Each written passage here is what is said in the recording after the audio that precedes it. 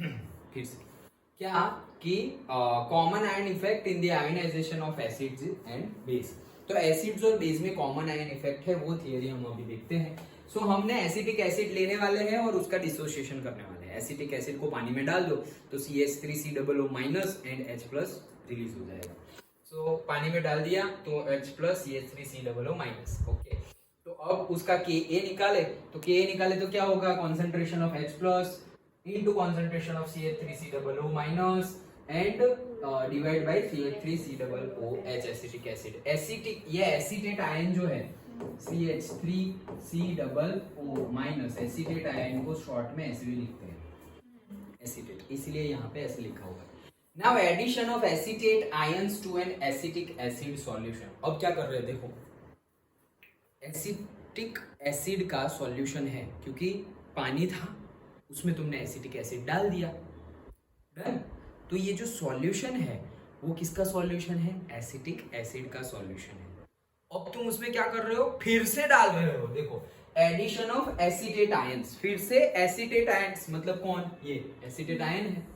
तो addition of acetate ions to an acetic acid solution results in the decrease in the concentration of hydrogen ions H+। समझ में आया क्या किया हमने? हमारे पास क्या है CH3COOH, यहां से क्या जाएगा CH3COO minus plus H3O plus. कैसे बनेगा, इस पानी में डालेंगे तो, डन।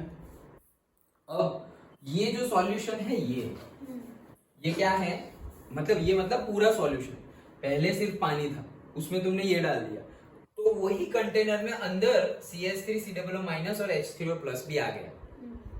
अब हम क्या कर रहे हैं, एसिटेट आयन डाल रहे हैं ऊपर से। एसिटेट आयन क्या कर रहे हैं, डाल रहे हैं, मतलब एसिटेट आयन कौन है, CH3COO माइनस। ओके, सो एसिटेट आयन अगर हम डालेंगे मतलब इंक्रीज करेंगे।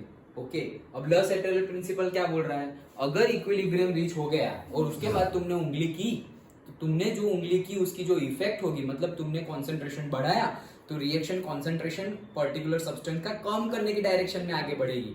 और अगर सपोज तुमने टेम्परेचर बढ़ाया तो रिएक्शन टेम्परेचर डिक्रीज, बढ़ाया तो फिर डिक्रीज करने की डायरेक्शन में आगे बढ़ेगी। लॉ-सेटल प्रिंसिपल ऐसे कह रहा है। तो अब हमने ये इक्विलिब्रियम कंडीशन सपोज रीच हो गई, अब हम क्या डाल रहे हैं, एसिटेट आयन डाल रहे हैं, मतलब ये डाल रहे हैं। तो बताओ फॉरवर्ड रिएक्शन आगे बढ़ेगी या बैकवर्ड आगे बढ़ेगी। क्यों, क्योंकि ये हमने डाल दिया, ये डाला मतलब एसिटेट आयन की क्वांटिटी बढ़ गई। भाई बढ़ गई तो मतलब हमने डाला तब बढ़ी, तो लॉ-सेटल प्रिंसिपल के अकॉर्डिंगली वो कम करने की ट्राई करेगी। कम कब होगा, जब यहां से ये बन जाएगा तो कम हो जाएगा, तो ये इसके साथ मिलके क्या बैकवर्ड डायरेक्शन में रिएक्शन आगे बढ़ेगी और एसिटिक एसिड बनता जाएगा। अंडरस्टूड। तो यहां से ये बनने के लिए बैकवर्ड डायरेक्शन में तो H3O प्लस भी कंजम्पशन होता जाएगा, तो H प्लस की क्वांटिटी क्या हो गई, कम हो गई। पहले जो इक्विलिब्रियम पे H प्लस का कॉन्सेंट्रेशन था H3O प्लस और H प्लस का, अब एसिटेट आयन डालने से क्या हो गया, वो डिक्रीज हो गया, कम हो गया। समझ में आया क्यों कम हो गया, लॉ-सेटल प्रिंसिपल के अकॉर्डिंगली, इसीलिए ये सेंटेंस लिखा हुआ। आगे बढ़ते हैं। Also if H plus ions are added to from an external source then the equilibrium moves in the direction of undissociated acetic acid। अब H प्लस डाल रहे हैं, सोचो क्या डाल रहे हैं, H प्लस। अभी क्या डाल रहे थे, एसिटेट आयन, अब H प्लस ज्यादा डाल रहे हैं, तो भी प्रोडक्ट ज्यादा डाला तो फिर वो साइड जाएगा, तो सो दैट ये कम होगा लॉ-सेटल प्रिंसिपल के अकॉर्डिंगली। तो फिर भी बैकवर्ड ही डायरेक्शन जाएगी, बैकवर्ड डायरेक्शन जाएगी तो वापस क्या बनेगा हमारा CH3COOH। ओके, सो वापस वही बोल रहे हैं कि अगर H प्लस भी डाला तो क्या होगा, moves in the direction of undissociated acetic acid, मतलब एसिटिक एसिड बनता जाएगा और फिर वो बैठ जाएगा अनडिसोसिएटेड। वैसे भी हमारा एसिटिक एसिड क्या है, वीक एसिड है, तो उसका डिसोसिएशन तो 5% ही होता है, 95% तो वो बैठ जाता है पानी में। और वापस हमने इक्विलिब्रियम के बाद CH3COO माइनस डाला या H3O प्लस डाला तो वो और ज्यादा बनेगा और नीचे बैठ जाएगा। Understood. Okay, so in a direction of reducing the concentration of hydrogen ions, मतलब अगर H प्लस डालेंगे तो भी यही होगा और CH3COO माइनस एसिटेट आयन डालेंगे तो भी बैकवर्ड ही डायरेक्शन में आगे बढ़ेंगे। This phenomenon is the example of common ion effect. तो इसी को हम बोलते हैं क्या, common ion effect. Common ion effect मतलब क्या, जो आयन तुम्हारे बने वही आयन डाल दो. जैसे पानी में NaCl डाल दिया तो क्या बनेगा, Na+ NCl-. तो अगर मैं वही सॉल्यूशन में Na+ कहीं से डाल रहा हूं या फिर Cl- कहीं से डाल रहा हूं, तो इसको बोलते हैं कॉमन आयन इफेक्ट. क्यों, क्योंकि जो आयन चालू नहीं किया, अच्छा चलो ठंडी है, जो आयन बनते हैं वही आयन में डाल रहा हूं. अगर अभी ये सॉल्यूशन बना, अभी इसके अंदर मैं OH- डालू, क्या डालू, OH-, तो इसको हम बोलेंगे कॉमन आयन इफेक्ट? नहीं, क्योंकि OH- तो था ही नहीं भाई. तो तुम डालोगे तो इक्विलिब्रियम डिस्टर्ब भी शायद ना हो. क्यों, क्योंकि कॉन्सेंट्रेशन ना इसका चेंज हो रहा है ना इसका चेंज हो रहा है, तो वो तो OH- जैसे आराम से बैठे रहेगा, किसी के साथ रिएक्शन करेगा नहीं. समझ में आ रहा है? सो कॉमन आयन मतलब जो आयन बने हैं उसी को ऐड करेंगे, तो that is the common ion effect. Understood? तो इफेक्ट क्या है, इफेक्ट ये है कि तुम्हारा इक्विलिब्रियम डिस्टर्ब हो गया, अब नया इक्विलिब्रियम बनेगा, तो नया इक्विलिब्रियम कांस्टेंट आएगा. Done? Okay. So it can be defined as a shift in equilibrium. देखो इक्विलिब्रियम चेंज हो गया on adding a substance that provides more of an ionic species already present in the dissociation equilibrium. Thus, we can say that common ion effect is a phenomenon based on the Le Chatelier principle discussed. Okay. In order to evaluate the pH of the solution resulting on addition of 0.05 molar acetate ion to the 0.05 molar acetate acid solution. देखो अब as a numerical देखते हैं. Okay, equilibrium reach हो गया. Equilibrium reach होने के बाद ये जो मैंने एडिशनल एसिटेट आयन में डाल रहा हूं उसका कॉन्सेंट्रेशन कितना है, 0.05 मोलर. इसका जो एडिशन, इक्विलिब्रियम रीच हो गया, और इक्विलिब्रियम रीच होने के बाद ये जो सॉल्यूशन है, ओके, तो सॉल्यूशन में acetate ion to the 0.05 molar acetic acid solution, मतलब ये भी कितना है, 0.05 molar. We shall consider the acidic acid dissociation equilibrium once again. अब देखो एसिटिक एसिड था, H+ एंड एसिटेट आयन, ये पहले से कितना था, 0.05, तो H+ कितना आएगा, 0 ही होगा, क्योंकि अभी स्टार्ट किया हमने, तो ये तो क्या होगा, 0 और 0. अभी स्टार्ट किया तो इतना होगा, मतलब स्टार्टिंग करेंगे तो इतना होगा. लेकिन अगर ये यहाँ क्या बोला है, एसिटिक एसिड का इक्विलिब्रियम रीच होने के बाद सॉल्यूशन ये है, मतलब कॉन्सेंट्रेशन ये है. अब ये तो स्टार्टिंग वाला केस था. अब इक्विलिब्रियम रीच होने के बाद, तो यहाँ इक्विलिब्रियम रीच हो गया, और इक्विलिब्रियम रीच होने के बाद पर्टिकुलर इसमें से कुछ कम, ये इनिशियल कितना था वो हमें गिवन नहीं है, बट यहाँ पर एक एडिशनल चीज आ गई. क्या एडिशनल चीज आ गई, कि एसिटेट आयन जो है वो हमने ऐड कर दिया. समझ में आ रहा है? मतलब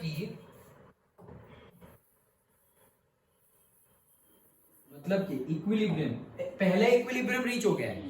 अभी पहला इक्विलिब्रियम यहाँ जो है वो रीच हो गया, उसके बाद सारे कॉन्सेंट्रेशन कितने हैं वो हमें गिवन नहीं है, वो हम फाइंड कर लेंगे. लेकिन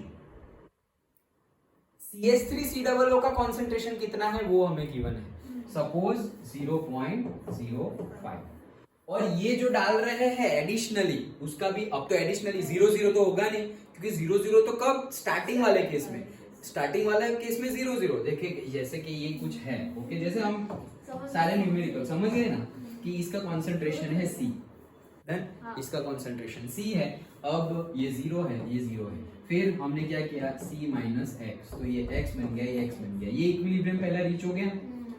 अब इक्विलिब्रियम ये रीच हो गया, तो अब हम बोलेंगे यहाँ पे X कॉन्सेंट्रेशन है एसिटेट आयन का. नहीं, सिर्फ X कॉन्सेंट्रेशन अभी है. अब मैं क्या करूंगा, 0.05 ऐड करूंगा, तो इक्विलिब्रियम पे ये क्या हो जाएगा, 0.05 प्लस X, ऐसा हो गया.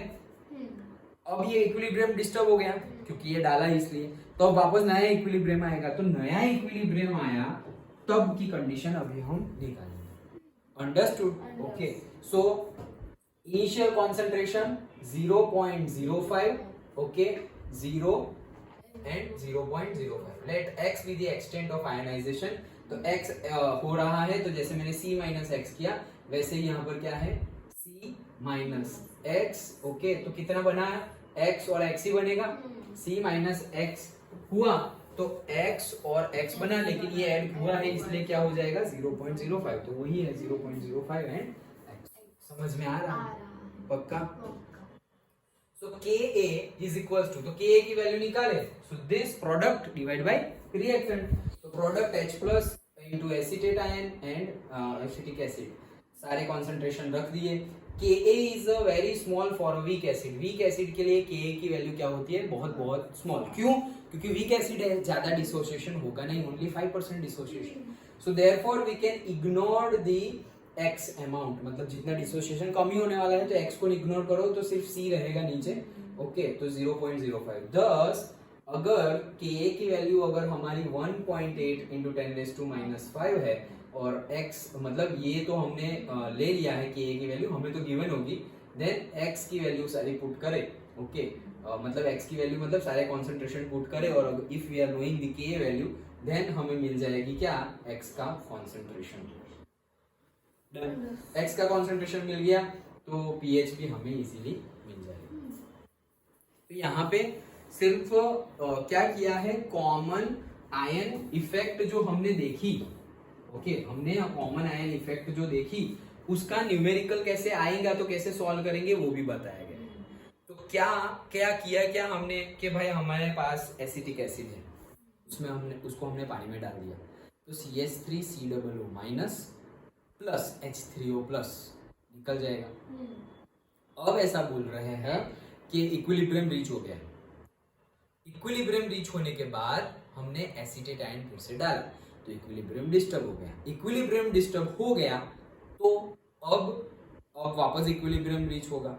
वापस इक्विलिब्रियम रीच हुआ तो वापस क्या होगा, इक्विलिब्रियम रीच हुआ मतलब एट दी एंड रहेगा तो यही सारी चीजें, कुछ नया तो डाला नहीं हमने, तो कॉमन आयन ही डाला है, तो आयंस तो वही रहेंगे, मतलब एसिटेट आयन भी होगा, H प्लस भी होगा और एसिटिक एसिड भी होगा। मतलब कि देखो एकदम सिंपल वर्ड, सिंपली बता दूं तो CH3COOH प्लस H2O था, उसमें हमने जब पानी में डाल दिया तो CH3COO minus plus H3O plus बना, इक्विलिब्रियम रीच हो गया। इक्विलिब्रियम रीच हो गया और अब हमने एडिशनल डाल दिया क्या, CH3COO माइनस।